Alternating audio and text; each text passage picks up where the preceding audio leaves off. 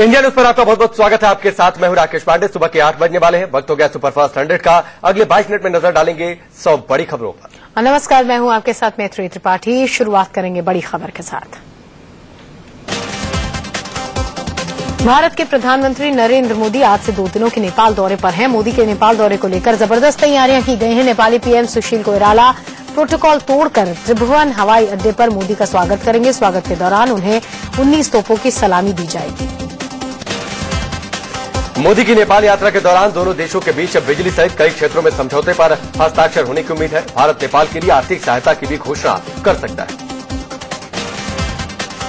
कोइराला भारतीय प्रधानमंत्री के सम्मान में आज भोज देंगे। साथ ही नरेंद्र मोदी वहां की संविधान सभा को भी संबोधित करेंगे। जर्मनी के तत्कालीन चांसलर हेलमट कोल के बाद मोदी किसी देश के ऐसे दूसरे सरकार प्रमुख है जिन्हें यह सम्मान मिलेगा।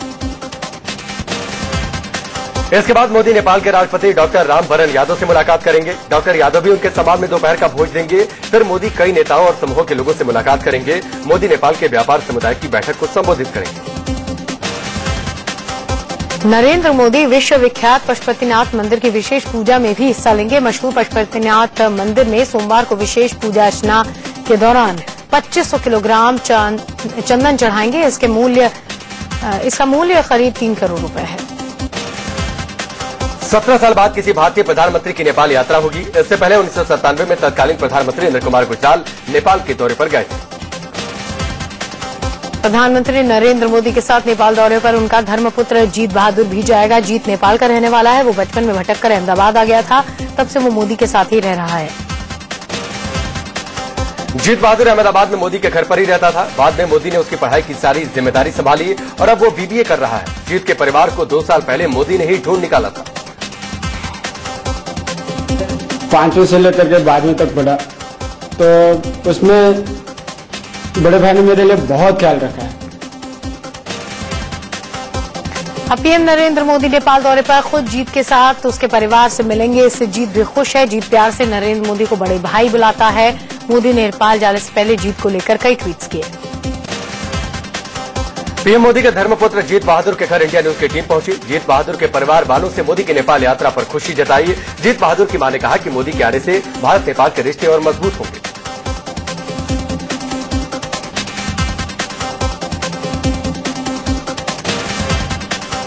मोदी के साथ जीत बहादुर के नेपाल आने से उसके परिवार वालों में जश्न का माहौल है। परिवार वालों ने कहा कि जीत को हिंदुस्तान में शरण देने वाले नरेंद्र मोदी उनके लिए भगवान के समान है। नरेंद्र मोदी की यात्रा को लेकर 4 लेयर सुरक्षा के इंतजाम किए गए हैं। एसपीजी के कमांडो काठमांडू पहुंच चुके हैं, जबकि नेपाली फौज चौपे चप्पे पर तैनात है। आसमान में नेपाली एयरफोर्स के हेलीकॉप्टरों का बेड़ा सुरक्षा मिशन पर लगातार उड़ान भर रहा है। ज्योति मर्डर केस में नया खुलासा हुआ है। सूत्रों के हवाले से खबर है कि इस केस से पीयूष का नाम हटाने के लिए 5 करोड़ रुपए की पेशकश की गई थी। खबर है कि पीयूष के पिता ओम प्रकाश श्याम दासानी ने पुलिस के सामने पेशकश की थी। बताया जा रहा है कि पीयूष के पिता ने पॉलिटिकल प्रेशर भी डलवाने की कोशिश की थी। जेल की सलाखों में पहुंचे पीयूष ने ज्योति पर नया आरोप लगाया। पीयूष ने ज्योति के कैरेक्टर पर सवाल उठाए। उसका कहना है कि ज्योति के कई लड़कों से रिश्ते थे, इसी वजह से उसके और ज्योति के संबंध में खटास आई। पीयूष के आरोपों के मुताबिक ज्योति रात भर फोन पर बातें करती थी। मैसेज के जरिए भी उसकी कई लड़कों से बातचीत होती थी। हालांकि पीयूष की दलील को पुलिस ने खास तवज्जो नहीं दी है। पुलिस का मानना है कि पीयूष खुद को बचाने के लिए ऐसी बातें कह रहा है। कानपुर जोन के आईजी आशुतोष पांडे ने ज्योति मर्डर केस में आरोपी पति पीयूष का माथा छूने वाले सीओ राकेश नायर को सस्पेंड करने की सिफारिश कर दी है। साथ ही पीयूष और उसके गर्लफ्रेंड मनीषा के मोबाइल के डिलीट हुए मैसेज रिकवर हो चुके हैं। पुलिस के मुताबिक करीब 700 पेज के प्रिंट लिए गए। हर मामले में से आरोपी और पीयूष की गर्लफ्रेंड ने प्रेगनेंसी टेस्ट कराने से मना कर दिया। खबर आई थी कि पीयूष की गर्लफ्रेंड प्रेग्नेंट है, इसी वजह से पीयूष उससे शादी करना चाहता था। ज्योति मर्डर केस में उसके पति के अलावा पकड़े गए बाकी आरोपियों के परिजनों ने मामले की सीबीआई से जांच कराने की मांग की है। बाकी आरोपियों के घर वालों को डर है कि पीयूष और उसकी गर्लफ्रेंड मनीषा पैसे की बदौलत बच जाएंगे और उनके बच्चे को फंसा दिया जाएगा। कानपुर के कोहाना इलाके में एक शख्स ने गंगा बैराज से अपनी पत्नी को फेंक दिया। नदी में डूबने से पत्नी की मौत हो गई। लोगों ने आरोपी रवि को पकड़कर पुलिस के हवाले कर दिया। आरोपी पति रवि ने भी अपना गुनाह कबूल कर लिया। दरअसल रवि ने अपनी पहली पत्नी को छोड़कर रूबी नाम की लड़की से शादी की थी। रवि का आरोप है कि रूबी सोशल साइट पर दूसरे लड़कों से बात करती थी। मना करने पर वो झगड़ने लगी। इसी बात से नाराज रवि ने रूबी को गंगा बैराज से धक्का दे दिया। रूबी की लाश बरामद कर ली गई है। नेपाल में भूस्खलन से कोसी नदी का जलस्तर अचानक बढ़ गया है। कोसी का जलस्तर बढ़ने से बिहार के कई जिलों साइट पर दूसरे लड़कों से बात करती थी, मना करने पर वो झगड़ने लगी। इसी बात से नाराज रवि ने रूबी को गंगा बैराज से धक्का दे दिया। रूबी की लाश बरामद कर ली गई है। नेपाल में भूस्खलन से कोसी नदी का जलस्तर अचानक बढ़ गया है। कोसी का जलस्तर बढ़ने से बिहार के कई जिलों में बाढ़ का खतरा मंडराने लगा है। सरकार ने नदी किनारे बसे सुपौल, मधुबनी, सहरसा में हाई अलर्ट जारी कर दिया है। कोसी तटबंध के भीतर बसे लोगों से अपील की गई है कि वे जल्द से जल्द राहत शिविरों में पहुंचें। सरकार ने सुपौल, मधुबनी, मधेपुरा और सहरसा के जिला प्रशासन को राहत शिविरों में शरण लेने वालों को जरूरी सुविधाएं मुहैया कराने का निर्देश दिया है। साथ ही इन जिलों में एहतियातन एनडीआरएफ की टीमें भी तैनात कर दी गई। खतरे को भांपते हुए राज्य सरकार की मांग पर केंद्र सरकार ने 15 एनडीआरएफ टीमें बिहार के लिए रवाना कर दी हैं। प्रधानमंत्री नरेंद्र मोदी ने निर्देश दिया है कि आपातकालीन स्थिति से निपटने के लिए बिहार को पूरा सहयोग दिया जाना चाहिए। सरकार के हाई अलर्ट जारी होने के साथ ही सुपौल के तटीय इलाकों में बसे लोगों ने अपना घर बार छोड़ दिया है। इन लोगों ने राहत शिविरों में शरण ली है, जबकि एनडीआरएफ की 2 टीमें बाढ़ की आशंका वाले इलाकों में तैनात कर दी गई है। दरअसल नेपाली सेना सुनकोशी नदी में गिरे पहाड़ के मलबे को हटाने के लिए उसे बम से उड़ाने का विचार कर रही है। अगर ऐसा किया गया तो नदी का पानी तेजी से बिहार में घुसेगा और वहां तबाही मचा सकता है। इस बाबत नेपाल सरकार ने बिहार सरकार को अलर्ट कर दिया है। नेपाल में भूस्खलन की वजह से सिंधुपाल चौक के इलाके में सुनकोशी नदी की धारा रुक गई है और नदी एक झील में बदल गई है। इससे नदी के किनारे बसे कई गांवों पर बाढ़ का खतरा मंडरा रहा है। भूस्खलन की वजह से 8 लोगों की मौत हो चुकी है। पुलिस के मुताबिक नेपाल की राजधानी काठमांडू से 75 किलोमीटर दूर उत्तर पूर्व में मनखा गांव के एक विशाल पहाड़ में अचानक टूट गया। इसकी वजह से सुनकोशी नदी में कीचड़ और पत्थरों का मलबा भर गया है और 2 दर्जन घर दफन हो गए हैं। स्थानीय पुलिस की मदद से राहत और बचाव के काम में लगी सेना और पुलिस ने एक संयुक्त अभियान में 8 शव बरामद किए। मृतकों की संख्या बढ़ने की आशंका है, क्योंकि भूस्खलन में बहुत सारे लोगों के लापता होने की बात कही जा रही है। ओडिशा में 8 दिन से लगातार हो रही बारिश लोगों के लिए मुसीबत बन गई है। सड़कों पर हुए जलजमाव के बाद पानी अब स्कूलों और घरों में घुस गया है, जिससे लोगों को आने जाने में भारी दिक्कत हो रही है। भूस्खलन के बाद मलबे के ढेर में बदले पुणे के मालिन गांव में मरने वालों की संख्या 80 पार कर चुकी है। राहत और बचाव का दल का मानना है कि इस हादसे में किसी के जिंदा बचे होने की उम्मीद बेहद कम है। अभी भी कई शव मलबे में दबे हुए हैं। महाराष्ट्र के गृह मंत्री आर पाटिल ने मालन गांव का दौरा किया। उन्होंने बताया कि रेस्क्यू का 40% काम पूरा कर लिया गया है। हादसे का शिकार हुए परिवारों को केंद्र की ओर से 2-2 लाख रुपए और राज्य सरकार की ओर से 5-5 लाख रुपए की आर्थिक मदद दी जाएगी। मध्य प्रदेश के उज्जैन में बीएचपी बजरंग दल के कार्यकर्ता और पुलिस के बीच जमकर झड़प हुई, जिसके बाद पुलिस वालों ने इन पर जमकर लाठियां भी बरसाई। लोगों को दौड़ा दौड़ाकर पीटा गया। पुलिस ने किसी को नहीं छोड़ा। लात घुसे डंडे जमकर बरसाए। दरअसल बीते दिनों इंदिरानगर इलाके में कांवड़ यात्रा के दौरान कांवड़ियों पर पत्थर फेंकने और कई कांवड़ियों से मारपीट को लेकर बीएचपी और बजरंग दल के कार्यकर्ताओं में नाराजगी थी। इसी को लेकर ये संगठन प्रदर्शन कर रहे थे। इसी दौरान पुलिस ने लाठियां मारी। कांवड़ियों से मारपीट और उन पर पत्थर फेंकने की घटनाओं से भड़के हिंदुवादी संगठनों ने उज्जैन बंद का ऐलान किया था। बंद के दौरान बीएचपी और बजरंग दल के कार्यकर्ता हंगामा कर रहे थे। पुलिस ने उन्हें रोका तो ये पुलिस से भिड़ गए, जिस पर पुलिस ने लाठीचार्ज किया। इसमें कई प्रदर्शनकारी घायल हुए। बीएचपी और बजरंग दल के कार्यकर्ताओं ने पुलिस पर पथराव किया, जिसमें कुछ पुलिस वाले जख्मी भी हो गए। इसी से गुस्सा आए पुलिस वालों ने भी प्रदर्शनकारियों को दौड़ा दौड़ा कर पीटा। पुलिस वाले इस कदर गुस्से में थे कि जो भी हत्थे चढ़ा उसको पीट डाला। उज्जैन की सड़कों पर घंटों बवाल मचता रहा। यूपी के ललितपुर में एक छात्र को बेरहमी से पीटने का मामला सामने आया। 3 दबंग एक छात्र को कमरे में लेकर गए, जहां एक दबंग ने मोटे डंडे से उसकी पिटाई शुरू कर दी, जबकि दूसरा छात्र पिटाई का वीडियो बनाने लगा। दबंग ने मोटे डंडे से जोर जोर से छात्र की पीठ, कमर और पैरों पर वार किए। छात्र चिल्लाता रहा, लेकिन दबंग ने उसकी एक न सुनी और पीटते चले गए। तीनों ने मोहल्ले में खुद को दबंग साबित करने के लिए ये छात्र की पिटाई का वीडियो बनाया। आरोपियों ने खुद को अपने मोहल्ले का दबंग बताने के लिए छात्र की पिटाई का वीडियो सोशल साइट्स पर डाल दिया। पीड़ित छात्र ने परिजनों ने वीडियो को देखकर पुलिस में शिकायत की। पुलिस ने अब तीनों आरोपियों को गिरफ्तार कर दिया। दिल्ली में वित्त मंत्री अरुण जेटली को पानी की कमी का सामना कर रहे लोगों के आक्रोश का सामना करना पड़ा। कॉन्स्टिट्यूशन क्लब में आयोजित बीजेपी के कार्यक्रम में हिस्सा लेने पहुंचे अरुण जेटली के सामने द्वारका आरडब्ल्यूए के लोगों ने जमकर हंगामा किया। दिल्ली के कुछ इलाकों में इन दिनों पानी और बिजली की समस्या चरम पर है। इसी से परेशान लोगों ने कॉन्स्टिट्यूशन क्लब में आयोजित वित्त मंत्री के कार्यक्रम में हाथों में तख्तियां लेकर जमकर नारेबाजी की। ये लोग पानी की कमी को दूर करने की मांग कर रहे हैं। दिल्ली बीजेपी की ओर से आयोजित बजट पर चर्चा कार्यक्रम में वित्त मंत्री को दिल्ली के अलग अलग रेजिडेंट वेलफेयर एसोसिएशंस को संबोधित करना था, लेकिन इसी दौरान बिजली और पानी की किल्लत से जूझ रहे लोगों ने प्रदर्शन शुरू कर दिया। हरियाणा में गुरुद्वारों के प्रबंधन की लड़ाई अब सड़क पर आ चुकी है। कुरुक्षेत्र में छठी पातशाही गुरुद्वारे की सेवा संभालने को लेकर एसजीपीसी और एचएसजीपीसी के समर्थक आपस में भिड़ गए। इसके बाद इलाके में तनाव बना हुआ है। दोनों पक्षों का झगड़ा सुलझाने आए पुलिस ने लोगों को समझाने की काफी कोशिश की। इस दौरान दोनों गुटों को ही पुलिस से झड़प भी हो गई। विवाद सुलझाने के लिए प्रशासन की मौजूदगी में दोनों पक्षों के बीच काफी देर तक बैठक हुई। यूपीएससी मुद्दे पर आज अहम फैसला लिया जा सकता है। केंद्र सरकार और बीजेपी में इसको लेकर मंथन हुआ। गृह मंत्री राजनाथ सिंह के घर पीएमओ मंत्री जितेंद्र सिंह और बीजेपी नेता जेपी नड्डा, राम माधव जुटे। सिविल सेवा परीक्षा से सीटें हटाने की छात्रों की मांग को लेकर चर्चा। राजनाथ सिंह के साथ बैठक के बाद पीएमओ मंत्री और यूपीएससी मुद्दे को देख रहे डॉक्टर जितेंद्र सिंह ने सिर्फ इतना कहा कि सरकार का जो फैसला होगा उचित समय पर पता लग जाएगा। At the appropriate time, government will share whatever the conclusions are. UPSC मुद्दे पर चर्चा हुई और सरकार पर बीजेपी ने बनाया दबाव कि यूपीएससी मुद्दे पर जल्द से जल्द समाधान। हम पूरी कोशिश में हैं कि जल्द से जल्द इसका समाधान हो और पार्टी इसके लिए विशेष रूप से सरकार के साथ मिलकर के कार्य कर रही है ताकि हम उसका समाधान कर सकें।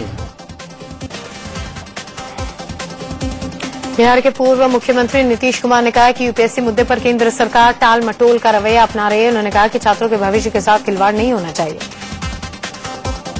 प्रतिभागियों के साथ घोर अन्याय है। की मांग बिल्कुल जायज है और केंद्र सरकार को इसमें जल्दी से जल्दी फैसला लेना चाहिए। मुझको ऐसा लगता है कि वे टाल मटोल का रवैया अख्तियार कर रहे हैं। आम आदमी पार्टी के नेता अरविंद केजरीवाल आज जंतर मंतर पर रैली को संबोधित करेंगे। आज होने वाली इस रैली के लिए केजरीवाल ने नारा दिया है, चलो जंतर मंतर। पार्टी इस रैली के जरिए केंद्र में बीजेपी सरकार के खिलाफ आवाज बुलंद करेगी। इस रैली के जरिए अरविंद केजरीवाल आम आदमी पार्टी की शक्ति दिखाने की कोशिश करेंगे। पार्टी यह भी दर्शाने की कोशिश करेगी कि उसके जनाधार में कोई कमी नहीं आई है, वो अब भी पहले जैसे मजबूत है। इसके अलावा केजरीवाल दिल्ली में जल्द विधानसभा चुनाव कराने की मांग भी रखेंगे। सोनिया गांधी और राहुल गांधी को 2 साल के लिए छुट्टी लेने की बात कहने वाले कांग्रेस नेता जगमीत सिंह बराड़ अब अपने बयान से पलट गए हैं। अब बराड़ कह रहे हैं कि सोनिया राहुल को छुट्टी पर जाने के लिए कहने वाले वो कौन होते हैं। किसी को छुट्टी जाने पे नहीं कहा। मांग करने वाला कि वो अपने पदों से हट जाए। मैं कौन हूं? Who am I? I am nobody। दरअसल कांग्रेस कार्य समिति पूर्व सदस्य और पंजाब से सांसद रहे जगमीत सिंह बराड़ ने कहा था कि लोकसभा चुनाव में करारी हार के बाद सोनिया राहुल को आराम करना चाहिए और 2 साल की छुट्टी के बाद फिर से पार्टी का कामकाज संभालना चाहिए। अब बराड़ सफाई दे रहे हैं कि उन्होंने सोनिया राहुल को छुट्टी पर जाने के लिए नहीं बल्कि देश का भ्रमण करने को कहा था। बराड़ ने दावा किया कि सोनिया राहुल अगर पद छोड़कर देश भर में घूमे तो 1 साल में पार्टी मजबूत हो जाएगी। हालांकि जगमीत सिंह बराड़ ने ये जरूर कहा कि कांग्रेस की हार के लिए सलाहकार और चुनाव वाली टीम जिम्मेदार है। उन्होंने कहा कि ऐसे पदाधिकारियों को इस्तीफा देना चाहिए। उधर सोनिया राहुल पर बराड़ के बयान के बाद बीजेपी को बोलने का मौका मिल गया। बीजेपी नेता सिद्धार्थनाथ सिंह ने कहा कि अब कांग्रेसी गांधी परिवार मुक्त कांग्रेस की मांग करने लगे। कांग्रेस प्रवक्ता राशिद अल्वी ने बराड़ को हाड़े हाथ लिया है और उनके बयान को दुर्भाग्यपूर्ण बताया और कहा कि बगैर सोनिया गांधी के कांग्रेस मजबूत नहीं हो सकती। सामना में छपी संपादकीय के बाद डीआईजी पर रेप का आरोप लगाने वाली मॉडल भड़क उठी। मॉडल ने कहा है कि हकीकत जाने बिना किसी को कमेंट नहीं करना चाहिए। पीड़ित ने कहा कि डीआईजी पर रेप केस दर्ज कराने में इसलिए देर हुई क्योंकि वो बेहद पावरफुल आदमी है। दरअसल शिवसेना के मुखपत्र सामना में आरोपी डीआईजी सुनील पारस्कर का बचाव किया गया है। सामना में पीड़ित मॉडल पर कई सवाल उठाए गए हैं। संपादकीय में सामना ने लिखा था कि रेप का आरोप लगाना फैशन हो गया है। हालांकि बाद में सामना के संपादक और शिवसेना प्रवक्ता संजय राउत ने सफाई दी। राउत ने कहा कि पार्टी बलात्कारियों का बचाव नहीं कर रही। उन्होंने साथ में ये भी कहा कि आरोपियों का मीडिया ट्रायल नहीं होना चाहिए। डीआईजी सुनील पारस्कर पर रेप का आरोप लगाने वाली मॉडल का Mumbai police lie detector test कराएगी। मॉडल के वकील ने कहा है कि किसी भी तरह की जांच के लिए वो तैयार है। बुधवार को ही पुलिस ने मॉडल का बयान दर्ज किया था। उधर रेप के आरोपी डीआईजी सुनील पारस्कर का भी लाई डिटेक्टर टेस्ट कराने की तैयारी में पुलिस है। हालांकि गिरफ्तारी से बचने के लिए पारस्कर कोर्ट पहुंचे हैं और 5 अगस्त तक उनकी गिरफ्तारी पर रोक लगी है। मॉडल रेप केस में अभिनेत्री पूनम पांडे का नाम भी उछला है और पुलिस उनसे पूछताछ भी कर सकती है। डीआईजी सुनील पारस्कर पर रेप का आरोप लगाने वाली मॉडल ने दावा किया है कि पूनम पांडे के कहने पर ही पारस्कर ने उसके साथ रेप किया। मुंबई के पूर्व पुलिस कमिश्नर और बीजेपी सांसद सत्यपाल सिंह को सरकारी बंगला खाली करने का नोटिस मुंबई पुलिस ने भेजा है। बांद्रा में सत्यपाल को 22 साल पहले बंगला मिला था, लेकिन इस्तीफे के बावजूद उन्होंने बंगला नहीं छोड़ा। मुंबई पुलिस ने पूर्व पुलिस कमिश्नर सत्यपाल सिंह को नोटिस भेजकर बंगला खाली कराने के लिए 1 हफ्ते की मोहलत दी है। साथ ही तय समय से ज्यादा बंगले में रहने के लिए 8,72,000 का जुर्माना चुकाने को भी कहा गया है। हरियाणा में आईएनएलडी ने विधानसभा चुनाव के लिए घोषणा पत्र जारी कर दिया है। घोषणा पत्र में 12वीं पास करने वाली छात्राओं को स्कूटी देने का वादा किया गया।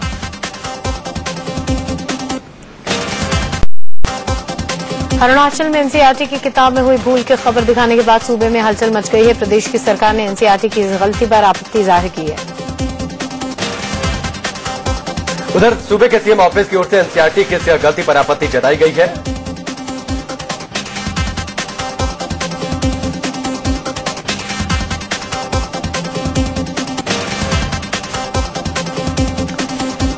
सीएम ऑफिस ने इस मामले में प्रधानमंत्री और एचआरडी मिनिस्ट्री को लेटर लिखा है और इस गलती को जल्द सुधारने की गुजारिश भी की है।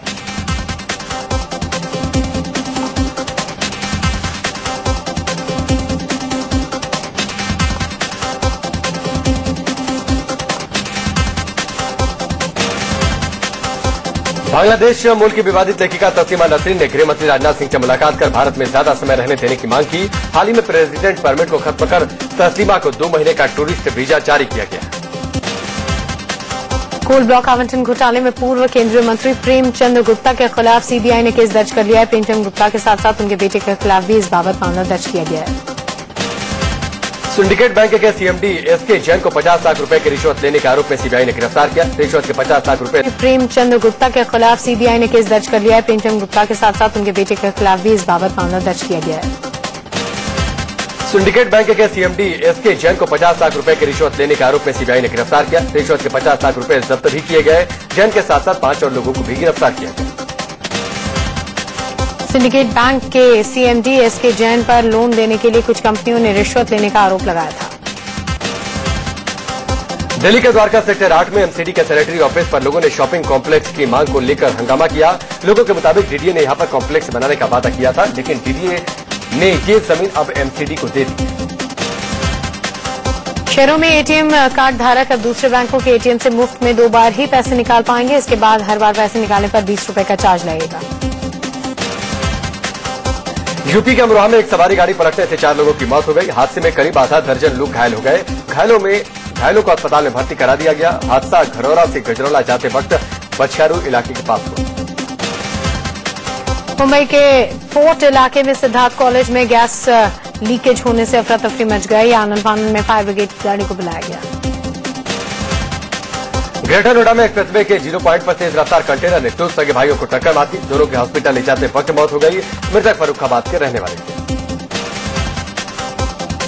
दिल्ली के न्यू उस्मानपुर इलाके में एक बेकाबू वैन ने कई गाड़ियों को टक्कर मार दी। हादसे में एक महिला की मौत हो गई।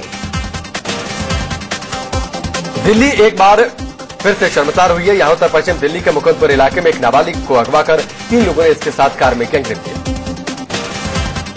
यूपी के जौनपुर में एक लड़की से गैंगरेप का मामला सामने आया। 3 लड़के करीब 1 साल से लड़की को बैकमेल करके उसका यौन शोषण कर रहे थे। पुलिस ने गैंगरेप के आरोपियों में से एक को तो गिरफ्तार कर लिया है। दरिंदों ने पिछले साल सितंबर में लड़की को अगवा कर उसके साथ रेप किया था। इसी दौरान फिल्म भी बना ली गई।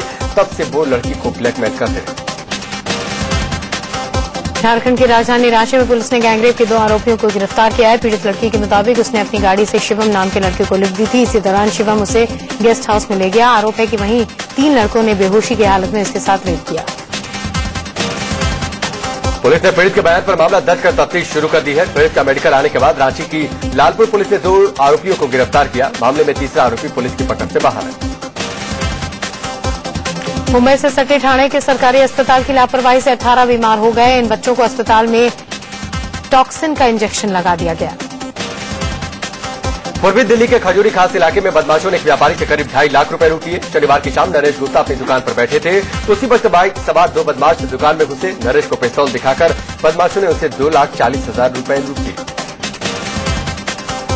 कानपुर के बर्रा इलाके में सर्राफा व कारोबारी से 3 लाख की लूट को अंजाम दे दिया गया। कारोबारी ललित अपनी दुकान बंद करके घर जा रहा था। उसी वक्त पल्सर सवार लुटेरों ने उनसे गहने छीन लिए।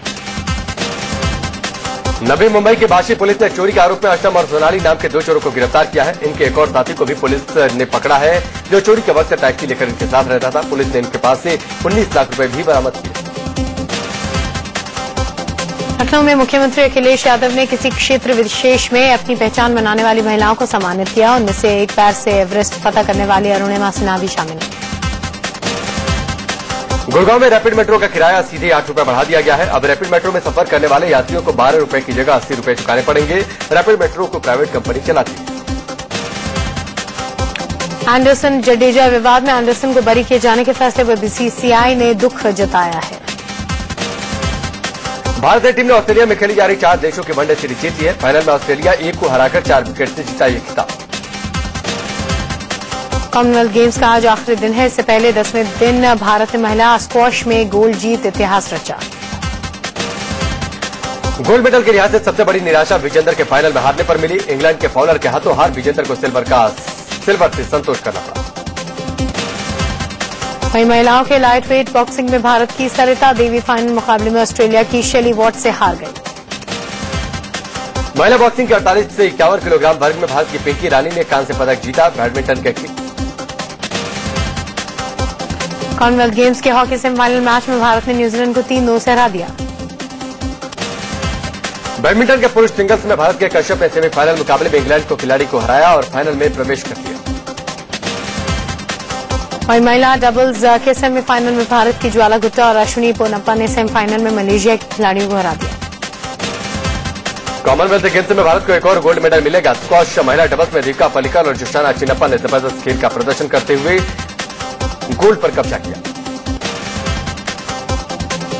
हाल ही में केबीसी की शूटिंग के दौरान अमिताभ बच्चन नाराज हो गए। दरअसल सेट पर वंदे मातरम गीत की धुन पर रिहर्सल चल रही थी, लेकिन राष्ट्रगीत की गर्मा टूटने से बिग बी नाराज हो गए।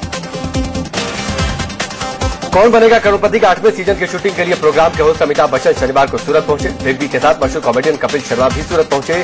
कौन बनेगा करोड़पति सीजन 8 के पहले एपिसोड तक की शूटिंग इस बार मुंबई के बजाय गुजरात के सूरत शहर में कन्वेंशन सेंटर में की।